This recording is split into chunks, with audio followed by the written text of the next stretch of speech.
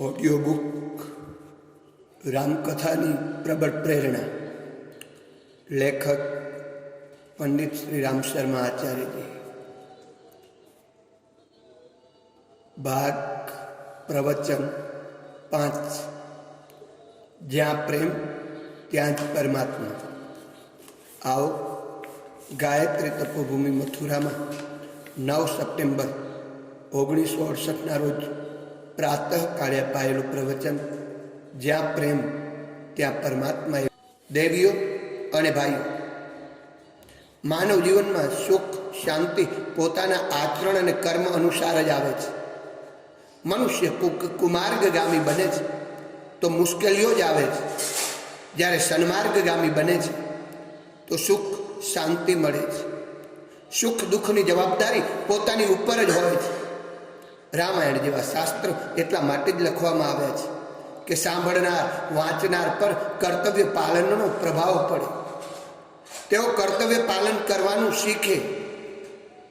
જેઓ કર્તવ્યનું પાલન કરે છે તેમની ઉપર જ ભગવાનની કૃપા ઉતરે છે। અને એટલે જ કહેવામાં આવ્યું છે, વહ શક્તિ હમે દો દયા નિધે, कर्तव्य मार्ग पर डट जावे, पर सेवा पर उपकार में हम निज जीवन सफल बना जावे। हम दीन दुखी निर्बलो विकलों के सेवक बन संताप हरे, जो हो भूले भटके बिछुड़े उनको तारे खुद तर जावे। छल द्वेष दंभ पाखंड जूठ अन्याय से निस दिन दूर रहे, जीवन हो शुद्ध सरल अपना सूचि प्रेम सुधार बरसावे। निज शान मान मर्यादा का प्रभु ध्यान रहे अभिमान रहे, जिस देव भूमि में जन्म लिया बलिदान उसी पर हो जावे, बलिदान उसी पर हो जावे। જેઓ કર્તવ્યનું પાલન કરે છે તેમની પર જ ભગવાનની કૃપા હોય છે। દુષ્કર્મ કુકર્મ આપણી અંદર ભર્યા હોય ત્યારે દેવતા આપણી સહાયતા ક્યાંથી કરે? આપણા પાપ આપણને લઈને ડૂબાડશે। બધા વેદોનું તત્વ દર્શન એક જ છે, પોતાના કર્તવ્યનું પાલન કરો, બાકીનું સંભાળવાનું કામ ભગવાનનું છે। જો પોતાના કર્તવ્યનું પાલન કરવામાં ના આવે તો ભગવાન પાસેથી કોઈ પણ પ્રકારની આશા ન રાખવી જોઈએ। જે વ્યક્તિ 1 રૂપિયાનો પ્રસાદ ચડાવે છે અને દિવસભર કુકર્મ કરે છે તેની સહાયતા ભગવાન શું કામ કરે? દેવતાઓ એવા નથી જે મીઠાઈ ધરાવવાથી માળા ફેરવવાથી કે જપ કરવાથી ખુશ થઈ જાય। દેવતાઓ તો દૂરદર્શી છે। દેવતાઓ સારી રીતે જાણે છે કે કૃપા કોની ઉપર કરવી જોઈએ। રામાયણ કથા એટલા માટે નથી સંભળાવવામાં આવતી કે સાંભળનારા બધા સ્વર્ગમાં પહોંચી જાય। રામાયણને જે આચરણમાં ઉતારશે સ્વર્ગ તેને જ મળશે। ભગવાન રામે જન્મ લીધો, પોતાનું ચરિત્ર દર્શાવી રસ્તો બતાવ્યો છે। તેમણે પોતાના શુદ્ધ ચરિત્રો દ્વારા શિક્ષણ આપ્યું છે। ભાઈનો ભાઈ પ્રત્યેનો પ્રેમ કેવો હોવો જોઈએ એ આપણને શીખવાડ્યું છે। ભગવાન રામ અને ભરત બંને રાજગાદીને દડાની જેમ રમતા હતા। બંનેનો કેટલો બધો ત્યાગ હતો। ભાઈનો અર્થ એ નથી કે પેટના ભાઈ સાથે પ્રેમ કરો અને બીજાની જમીન છીનવી લો, આવું ન હોવું જોઈએ। મનુષ્ય માત્રને પ્રેમ કરવો જોઈએ। મનુષ્યને પોતાના જીવનમાં એક સહયોગી, એક મિત્રની આવશ્યકતા હોય છે। ભગવાને 2 મિત્ર બનાવ્યા છે, જેમાં એકને મૂછ હોય છે, બીજાને મૂછ હોતી નથી। ભગવાને 2 સાથીદાર અલગ અલગ બનાવ્યા છે। દાળ અને રોટલી અલગ અલગ બનાવ્યા છે। દાળથી દાળ ન ખાઈ શકાય, દાળની સાથે રોટલી જોઈએ। હાથ 2 હોય, એક હાથથી ઢાલ ઉઠાવવામાં આવે છે, બીજા હાથથી તલવાર ઉઠાવવામાં આવે છે। આવી રીતે પતિ પત્ની મળીને એકને એક 11 થાય છે। બંનેનો સહયોગ મળી રહે તો ઘરમાં સ્વર્ગ રહે છે। પરંતુ તેમ છતાં પત્નીનો સ્વભાવ જો કર્કશ હોય તો પણ પતિ જો સમજદાર હોય તો તેને નિભાવી શકે છે। દાર્શનિક શુક્રાતની પત્ની ખૂબ કર્કશ સ્વભાવની હતી। તેમના ઘેર સત્સંગ માર્ગદર્શન માટે લોકો અવારનવાર આવતા રહેતા હતા, પણ તેની પત્નીને આ ગમતું ન હતું. એક દિવસ સત્સંગ ખૂબ મોડે સુધી ચાલ્યો છે. તે ખીજાઈ ગઈ છે અને બધા લોકો જતા રહો આવેલા દાર્શનિકોને ગાળો પણ દેવા લાગી. પરંતુ શુક્રાતના ઈશારાથી તે બધા લોકો બેસી રહ્યા અને સત્સંગ પણ ચાલતો રહ્યો. તેથી પત્નીએ વાસણ માંજેલું ગંદુ પાણી આ બધા લોકો ઉપર નાખવાનું શરૂ કર્યું અને ગાળો દેવાની પણ ચાલુ રાખી. દાર્શનિકે છતાં પણ શુક્રાતે છતાં પણ પોતાનો વિવેક ગુમાવ્યો અને હસતા હસતા એટલું જ બોલ્યા, જુઓ તો ખરા, અત્યાર સુધી તો આપણે વાદળ માત્ર ગરજતા જ હોય છે, ગરજતા જ જોયા છે, પણ આજે તો વાદળ ગરજી પણ રહ્યા છે અને વરસી પણ રહ્યા છે. સૌ લોકો હસી પડ્યા. આવી રીતે જો પતિ બરાબર હોય તો કર્કશ સ્વભાવની પત્નીને પણ નિભાવી શકે. સીતાજી વાલ્મીકી ઋષિના આશ્રમમાં હતા ત્યારે અશ્વમેધ યજ્ઞનો ઘોડો લવકુશે પકડ્યો તથા યુદ્ધમાં પરાજિત કરી હનુમાનજી તથા લક્ષ્મણને પકડીને માતા સીતાની પાસે લઈ ગયા. જ્યારે સીતા માતાને ખબર પડી તો એમણે પોતાના બાળકોને સમજાવ્યા કે બેટા, આ તમારા પિતાજીના ભાઈ છે, હનુમાનજી તો પરમ ભક્ત છે. આ રીતે બાળકોને સંસ્કારી બનાવવાની જવાબદારી દરેક માતાની છે. તમારા દાંપત્ય જીવનમાં આગ લગાવી હોય તો પત્નીને મારપીટ કરો. બની શકે કે મારપીટથી એ શાંત થઈ જાય, પરંતુ તેની અંદર આગ તો લાગેલી જ રહેશે. તે પતિ પ્રત્યે ધૃણા કરતી રહેશે તથા બાળકો પર પણ તેની એવી અસર પડશે. જો પતિ કડવું બોલે તો પત્નીએ પણ કડવું ક્યારેય ન બોલવું. કદાચ પતિ ભૂલ કરે તો પત્નીએ ભૂલ ક્યારેય ન કરવી જોઈએ. એક બાજુથી પણ કર્તવ્ય પાલન કરી શકાય છે. આપણે ભગવાનને પથ્થરના બનાવી લઈએ છીએ, રોજ હાથ જોડીએ છીએ, થાળ ધરાવીએ છીએ, આરતી ઉતારીએ છીએ, પરંતુ ભગવાન ચૂપ રહે છે. આપણે આપણું કર્તવ્ય પૂરું કરીએ છીએ. બીજાએ આપણી સાથે કેવો વ્યવહાર કર્યો એ ન જુઓ, આપણે આપણું કર્તવ્ય નિભાવ્યું છે કે નહીં તે જુઓ. આપણે આપણા કર્તવ્યનું પાલન બરાબર કરતા રહેવું જોઈએ. જ્યારે ભગવાન રામચંદ્રજી વનવાસ જવા માટે તૈયાર થઈ ગયા ત્યારે રામચંદ્રજીની ઈચ્છા હતી કે સીતાજી ઘેર જ રહે, વનમાં તેમને કષ્ટ ઉઠાવવું પડશે. સીતાજીએ કહ્યું, તમે અહીંયા જ રહો. સીતાજીએ કહ્યું, જે પતિ સાથે પરણીને આવી છું તેની સાથે વનમાં રહેવાનું પસંદ કરીશ. પતિ વનમાં જાય, કષ્ટો સહે, દુઃખ સહન કરે અને હું અહીંયા સુખ ભોગવું, એ ન બને. મારે વનમાં જઈને પતિની સેવા કરવી જોઈએ. પતિ પ્રત્યે સીતાજીની અગાધ શ્રદ્ધા હતી. સાસુ પાસે માથું નમાવીને બેઠા છે અને વિચારી રહ્યા છે કે સ્વામી સાથે વનમાં જાઉં તો મારા પુણ્યનો ઉદય થઈ જાય, મને વનવાસ જવાનો મોકો મળી જાય. શ્રી રામચંદ્રજીએ કહ્યું છે, સીતે વનમાં બહુ જ કષ્ટ છે, દુઃખ છે. તો સીતાજી કહે છે, હે પ્રાણનાથ, હે કરુણાના સિંધુ, તમારા વગર દેવતાઓની કૃપા અને વૈકુંઠ પણ નરક સમાન છે. તમે કહો છો કે અયોધ્યામાં દૂધ છે, ઘી છે, મોટર છે, કુલર છે, પંખા છે, આ બધું જ આપણા વગર નકામું છે.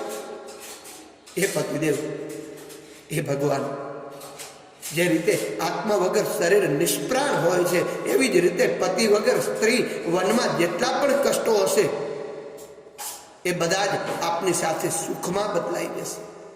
હું સુખમાં પણ આપની સાથે રહી છું અને દુઃખમાં પણ આપની સાથે જ રહેવા માંગુ છું. તમારી સાથે રહીને ખગ મૃગ પરિજન નગર બન બલકલ બિમલ દુકુલ નાથ સાથ સુર સદન સમ પરન સાલ સુખમૂલ. જંગલમાં જે પક્ષીઓ છે, હરણા છે, તે બધા કુટુંબ સમાન બની જશે. ભીલ બિલડીને પણ સાસુ સસરા માનીશ. બધા નગરવાસીઓને મારા પોતાના પરિજન માનીશ. વન જ નગર બની જશે. આપે વનના કષ્ટો જણાવ્યા, પરંતુ હે સ્વામી, આપની પાસે ન રહેવાથી મને ખૂબ દુઃખ થશે, કષ્ટ થશે. 14 વર્ષ સુધી અયોધ્યામાં રહું તો આ પ્રાણ રહેશે કે નહીં તે પણ કહી શકતી નથી.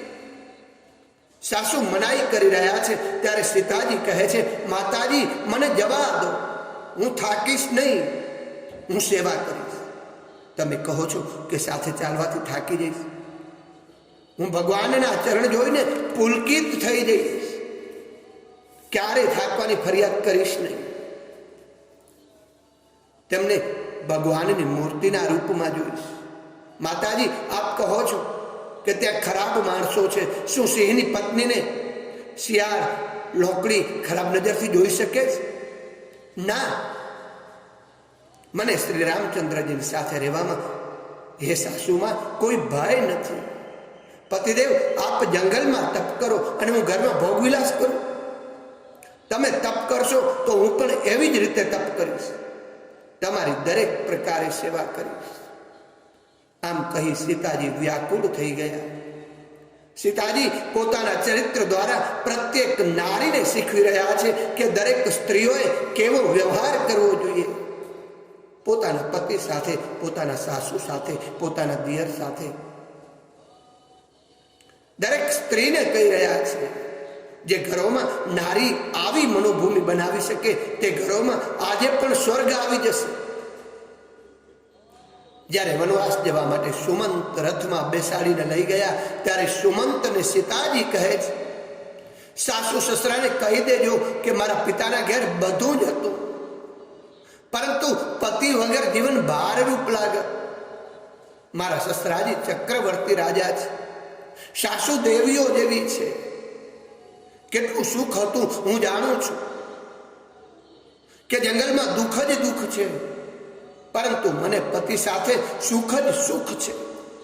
સુમંતને કહ્યું છે, તમે જઈ રહ્યા છો, મારા સાસુ સસરાને ચરણ સ્પર્શ કહેજો અને કહેજો કે મારા વિષયમાં વિચારીને દુઃખી ન થાય.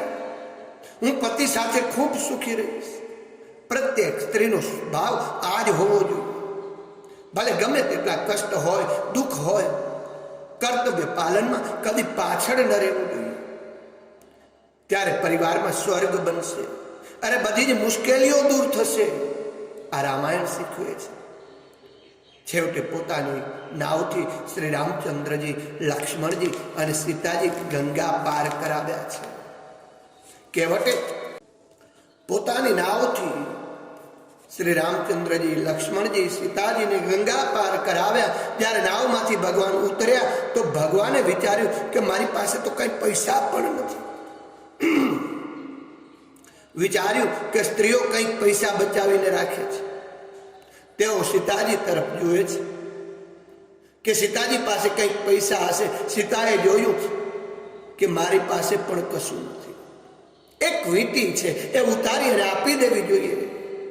સીતાજીએ તરત જ ભગવાન રામચંદ્રજીને વીંટી ઉતારીને આપી દીધી છે.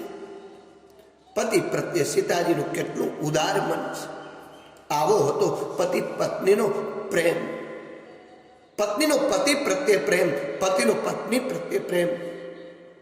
રાવણ સીતાજીને ઉપાડીને લઈ જાય છે. સીતાજી અશોક વાટિકામાં બેઠા છે. હનુમાનજી સીતાજીને ઝાડ પર બેસી અને શાંતિને સંતાઈને જોઈ રહ્યા છે. સીતાજી દુર્બળ થઈ ગયા છે. પતિના ગુણોના વખાણ કરી રહ્યા છે. પતિના કાન, નાક, મુખ કેવા હતા એનું વર્ણન કરી રહ્યા છે. શ્રી સીતાજી કેવા છે, શ્રી રામચંદ્રજી કેવા છે. માતા પિતાના આજ્ઞાંકિત પુત્ર છે. ભાઈ ભાઈ પ્રત્યેનો પ્રેમ કેવો હોવો જોઈએ એને યાદ કરી રહ્યા છે. એવું યાદ નથી કરી રહ્યા કે શ્રીરામજી સાડી લાવતા હતા, મને સિનેમા દેખાડતા હતા, મારા માટે મીઠાઈ લઈ આવતા હતા. તેને યાદ નહોતા કરી રહ્યા, પણ શ્રીરામના ગુણોને યાદ કરી રહ્યા હતા. જાનકીજીને દિન દુઃખી જોઈને હનુમાનજીને બહુ દુઃખ થયું છે. સંસારમાં ઘણા બધા કુમાર્ગગામી હોય છે. સંસારમાં ઘણા બધા કુમાર્ગીઓ હોય છે, જે પ્રલોભન આપીને અથવા ભય બતાવીને ઘણી બધી સ્ત્રીઓને દુરાચારી બનાવે છે. સ્ત્રી ડરી જાય છે, લપસી જાય છે. રાવણ સીતાજીને કહે છે, મારી સામું તો જો, હું મંદોદરીને તારી દાસી બનાવી દઈશ. આવા આવા પ્રલોભનો આપીને રાવણ પણ સીતાજીને મનાવી રહ્યો છે. અરે સામ દામ દંડ ભેદથી કામ લઈ રહ્યો છે.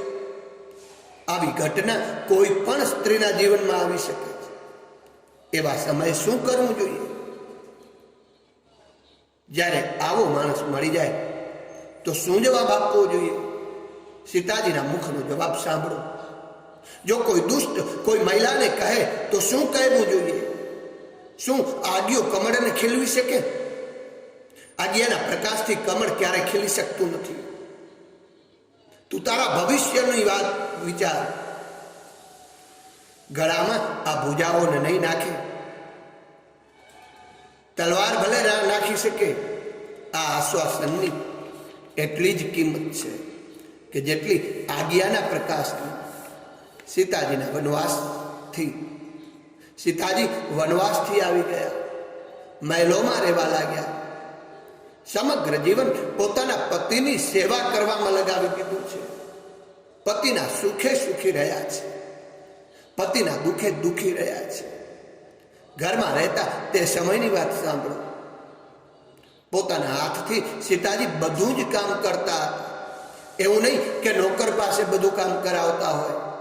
પોતાના પતિને જેનાથી સુખ મળે, પોતાના પતિને જે કાર્યથી શાંતિ મળે એવા જ કામો તે કરતા. સાસુ દિયરની બધાની સેવા કરતા. એવું નહીં કે પતિની જ સેવા અને સાસુને અંગૂઠો બતાવે. તુલસીદાસજીએ સીતાજીની વંદના કરી છે, તેમના ગુણોની પ્રશંસા કરી છે, ચહેરાની નહીં. આજકાલ તો લોકો ચહેરાની બહુ પૂજા કરે છે. આજે લોકો ચીકણી માટીની જેમ લપસી પડે છે, પોતાના હાથ પગ ભાંગે છે. સીતાજીએ હાથ પગ મુખની પ્રશંસા કરી નથી, ગુણોની વંદના કરી છે. સીતાજીના ગુણોનું જ ફક્ત નહીં પણ અન્ય પતિવ્રતાઓનું પણ વર્ણન કર્યું છે. પાર્વતીજી શંકરજીની સાથે પાવડર લગાવીને નથી નીકળ્યા, લાલ લિપસ્ટિક લગાવીને નથી નીકળ્યા.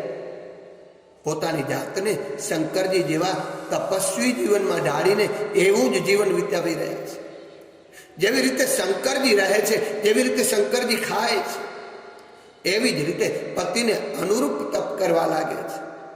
સંભવ છે શંકરજી સમાધિ લગાવે તો આટો ન લાવે તો પાંદડા ખાઈને પણ રહીશ. તેમની સાથે લગ્ન કરવા છે તો એમને અનુરૂપ બનવાનું શરૂ કરી દીધું છે. પતિને અનુરૂપ સ્વભાવ બનાવી લેવો જોઈએ. વશીકરણ એક મંત્ર છે. તજ દે વચન કઠોર. વીરપુરમાં, ગુજરાતમાં વીરપુરના ધામમાં એક જલારામ બાપા નામે સંત થયા. તેમના ઘેર જે કોઈ આવે તે ક્યારે ભૂખ્યો ન જાય. તેને કંઈક ને કંઈક ખાવું જ પડતું. તેમના ઘેર એક વૃદ્ધ સાધુ આવ્યા છે, યાચના કરવા લાગ્યા છે, મને ચારધામની યાત્રા કરાવો. એ ગરડા સંતની સેવા માટે સંત જલારામની પત્ની તૈયાર થઈ ગઈ છે. હું સેવા કરીશ, હું સાથે ચાલીશ. એ સંત તેમના ઘેર એક જોડી લટકાવીને ગયા અને એ જોડી આજ સુધી ત્યાં છે, જેમાં સદાવ્રત ભોજનાલય માટે લોકો ભેટ ચડાવે છે. અને હવે તો ભેટ લેવાનું પણ બંધ કર્યું છે. દરેક સ્ત્રીએ આવી પ્રેરણા લેવી જોઈએ. માતાજી તપ કરી રહ્યા હતા. 7 ઋષિઓ પરીક્ષા લેવા આવ્યા છે. પાર્વતીજી તૈયારી કરી રહ્યા હતા. આવી તૈયારી કરીને લગ્ન કરવા જોઈએ. ત્યાં ગમે તેવા સુખ દુઃખ હોય તો હું સહી લઈશ. ક્યારેય ખોટું નહીં કહું કે મારાથી સરસવનું તેલ નથી નાખી શકાતું.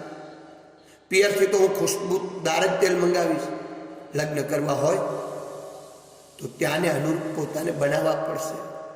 ત્યાંના વાતાવરણમાં પોતાને ખપાવી દેવા પડશે. ત્યાં જ લગ્ન કરો, નહીં તો લગ્ન ન કરો. એક પ્રસંગ આવે છે. રામને વનવાસ થઈ ગયો અને રાજા દશરથ આકુળ વ્યાકુળ થઈ ગયા, બીમાર છે. ત્યારે માતા કૌશલ્યા કેવી સેવા કરે છે. આજે તો પતિને ન્યુમોનિયા થઈ ગયો હોય અને પત્નીના પિયરમાં ભાઈના લગ્ન હોય તો પત્ની પતિને છોડીને ભાઈના લગ્નમાં જાય છે. માતા કૌશલ્યાના દીકરા વહુને વનવાસ થયો છે. બીજી સ્ત્રીઓ તો કહે તે મારા બેટા વહુને કાઢી મૂક્યા, મરી જાય. જેવી રીતે માછલી પાણી વગર તરફડે છે, એવી રીતે આજ રાજા દશરથ તડપી રહ્યા છે. ત્યારે માતા કૌશલ્યા કહે છે, પતિદેવ, આપ આપના જીવનને સંભાળો. તમે તમારા શરીરને સંભાળી લેશો, 14 વર્ષ બાદ ફરી રામ આવી જશે.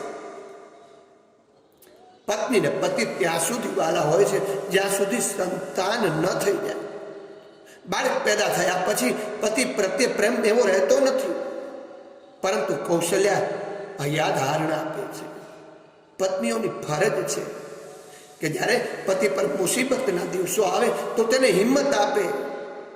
પરંતુ પતિ દારૂ પીવે છે, દગાબાજી કરે છે, સિગારેટ પીવે છે, દુરાચાર કરે છે, તો પતિને ખરાબ માર્ગે જતો, કુકર્મ કરતો રોકવાનું કામ પણ આ પતિવ્રતાનું છે. મંદોદરી રાવણને સમજાવી રહી છે, સીતાજીને પાછા સોંપી દો, એમાં જ તમારું ભલું છે. જ્યારે હનુમાનજીએ લંકા સળગાવી દીધી, અંગદે પગ જમાવ્યો, ત્યારે પણ મંદોદરી પોતાના પતિને આ જ સમજાવી રહી છે. આવી વાતોને કેવી રીતે સમજાવવી જોઈએ? જુઓ, હાથ પકડી લીધો, ઘરના એકાંતમાં પ્રેમપૂર્વક મીઠા વચન બોલી સમજાવી રહી છે. ઝઘડો કરીને બધાની સામે નથી સમજાવી રહી. પુત્રો, બાળકો, વહુને, મિત્રને સમજાવવા હોય તો અલગ જઈને સમજાવવા જોઈએ. ચાલ, તું નકામો ગુસ્સે થાય છે, ચાલ ઘેર ખાવાનું ખાઈ લે, તું તો મારો જૂનો મિત્ર છે. સમજાવવાની આવી રીત છે. વિદ્રોહી બનાવો હોય ને તો ગાળો આપો. અપમાનથી વ્યક્તિ કેવી રીતે વિદ્રોહી બની જાય છે સમજાવવાનું આવડતું નથી. જ્યારે જુઓ ત્યારે કડવી જ ભાષા બોલતા હોય છે. મંદોદરીએ પતિના ચરણમાં માથું નમાવ્યું છે. ખોડો પાથરીને કહેવા લાગી છે, એ પતિદેવ ગુસ્સે ન થતા. આ રીતે દરેક પત્નીએ પતિને સમજાવવા જોઈએ. આવી ભૂમિકા મંદોદરી બતાવે છે. અને મંદોદરી એવી ભૂમિકા બનાવી. મંદોદરી આજ કહે છે, રાવણ ખોટું ના લગાડતા, સીધું સમજાવશો તો ગુસ્સો ઠંડો નહીં થાય. આથી મંદોદરી કહે છે, હવે તો પતિદેવ જાનકીને રામજીને સોંપી દો અને મોટા પુત્રને રાજ આપી દો. ચાલો ભજન કરીશું, હરિદ્વાર ચાલો. અને સમજાવી રહી છે કે પતિદેવ, ઋષિઓ પણ કહે છે કે ગડપણમાં વનવાસ ચાલ્યા જવું જોઈએ. મારું કોઈ માનશો તો કલ્યાણ જ કલ્યાણ થશે. એવું નહીં કે કોઈ ભજન કરવા જાય, સમાજ સેવા કરે તો લડવા તૈયાર થઈ જાય. નીતિથી ભરેલું શિક્ષણ આપવું જોઈએ. અનીતિથી ભરેલી વાતો ક્યારેય ન કરવી જોઈએ. ઉલટી વાતોને કોણ માનશે? સીતાજી અનસુયા માતાના પગે પડ્યા તો ઋષિ પત્નીએ પાસે બેસાડ્યા અને પતિવ્રત ધર્મનો ઉપદેશ આપી રહ્યા છે. આવી રીતે સ્ત્રીઓએ પણ શિક્ષણ ગ્રહણ કરવું જોઈએ. સારી સારી વાતોને શીખવી જોઈએ. ભાઈ, ભાંડુ બધા સુખ આપનારા છે, પરંતુ પતિ સૌથી વધુ સુખ આપનાર હોય છે. નિર્ધન, રોગી, બહેરો, આંધળો પતિ પણ કેમ ના હોય, તો એનું પણ ક્યારેય અપમાન ન કરવું જોઈએ.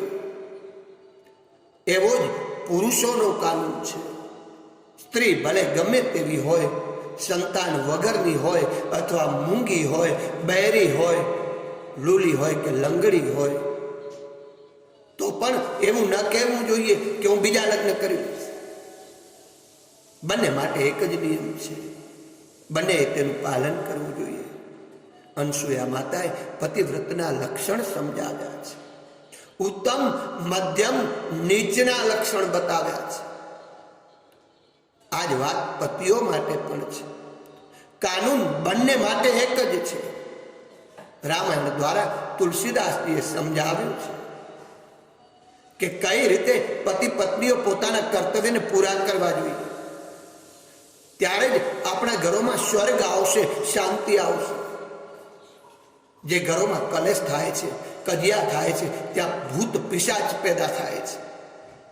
જ્યાં પ્રેમ હોય છે, લડાઈ થતી નથી, ત્યાં સારા સુસંસ્કારી બાળકો પેદા થાય છે. આ રામાયણ આપણને શીખવે છે. અસ્તુ.